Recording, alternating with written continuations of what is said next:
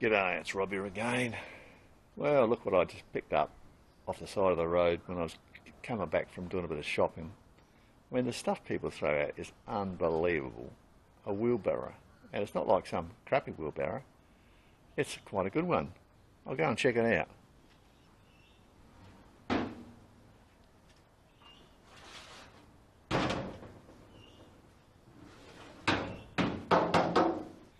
But once again, you know, having the old ute makes it easy. You know, if you've got a BMW M4 or a Golf GTI hatchback, you ain't going to be doing this, brother, anytime soon.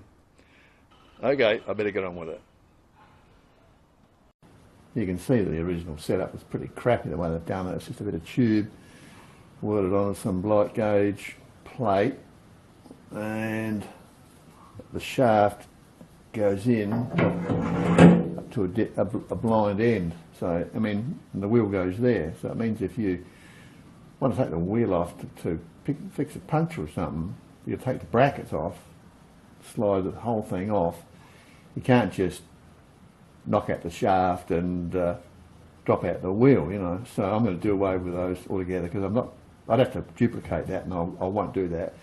So what I'll do is I'll just machine up some round stuff, some steel plate, and I'll just make up a bracket and just stick weld it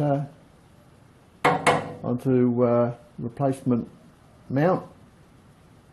Drill a couple of holes, we should be good to go. Pretty simple job. So this is where you need a little lathe. This is my little Chinese one, and I'll just machine up a bit of crappy old round stock. It was so crappy and out of round, I used the forger on this one. Once again, don't be afraid to use your forger. Lots of people, you know, they never use them, but if you want to do precision work, yep, get it going. Use up all your crappy old steel and make something useful. So, I've done the outside. It's a fairly thick wall. I happen to have some steel the exact length and diameter to fit the bearing on the wheel. That's a good fit. And so we'll just cut it through, cut sections of these, 2 sections of these off, weld them onto a plate when I make it up. And we'll drill it and tap it and put a grub screw in so it pinches into a recess on the axle pin, and that will hold the whole thing together. You won't have to dismantle half the wheelbarrow to take the bloody wheel out, you know. I mean, they make it that way. It's cheap and it's nasty, but this way it'll be a lot stronger and better. And we'll just do a bit of stick welding. Once again, this is where you want a stick welder. You can do all these sort of jobs. Without it, well, you're battling. So, next thing to do with this is just cut off the sections and get on with it.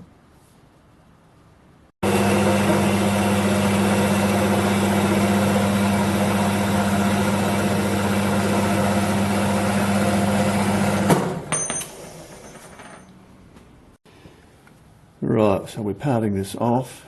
I'm using the world's cheapest parting off blade holder. As you can see, it's doing a good job. No issues of snapping blades. This is pretty gnarly steel. I'm using a pipe center that I made up years ago.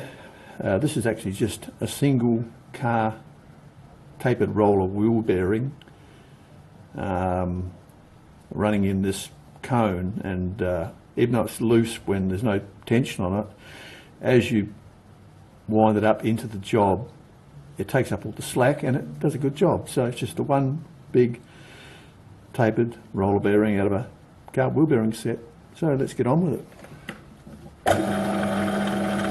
Always wear eye protection when you do this because these blades can shatter. It's a dangerous job.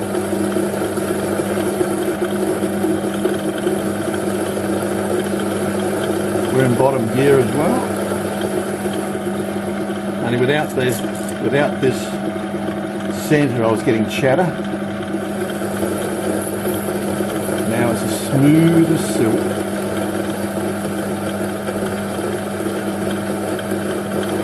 Now you can make all these gadgets up yourself. It's not hard to make something like that. I didn't do a video on it. I made that very early in the piece. but it's a pretty common sense, simple thing to make. Dirt cheap, very handy at times.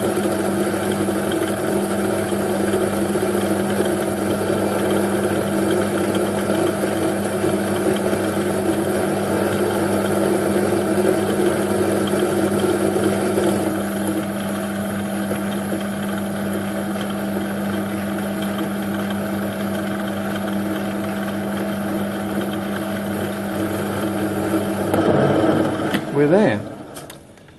So how'd you be, eh? All done. As you can see, this will flop around when there's no load on it, but that doesn't matter. As soon as you wind it in onto the job, the tapered bearing comes into play, and it does the job, no problem. Yeah, pretty thick bit of steel, and we didn't have any breakages, even though it locked up a few times. That's the way to do it, and the holder costs nothing. You make it yourself. Check out my old videos on those. They're fantastic.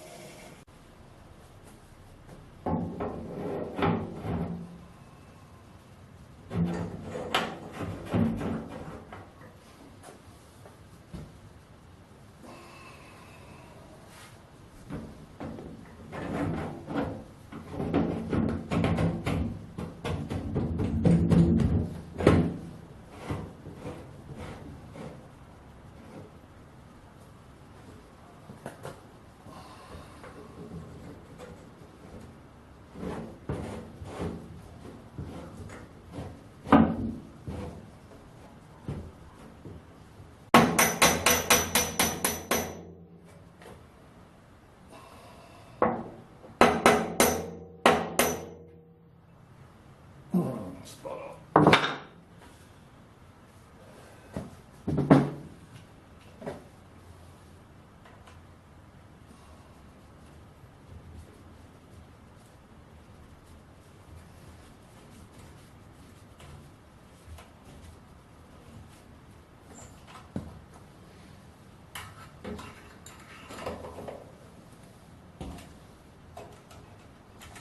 This is where these little cheetah bars come in handy, saves your hands, and you can do it up extra tight. Really handy, these gadgets. Well, blow up the tyre and it's job done. Perfect, absolutely perfect. On the end I've ground a slot in there, so when you knock the shaft in or out you can line it up with the grub screw. You could have just machined a recess all the way around where the grub screw goes to stop sideways movement, but that won't stop any rotational movement, so you might as well just set it up for both. So yeah, cool bananas, eh? Didn't cost a cracker, just a bit of time. So there you have it, another rainy day project out of the way. And I mean, these old wheelbarrows, you could buy them new, and you know, one like that's probably $110. it's not we're trying to sell something like that second hand. I'll just give it to one of my nieces, one of mine in the country, hasn't got a wheelbarrow, so yeah, she's hard up for cash and doesn't earn a lot, so it's good to pass stuff on, you know, good to repurpose stuff, makes you feel good about yourself and the world, and every little bit helps to save the planet. So that's it from me. I hope you found it interesting. See you next time. Cheers.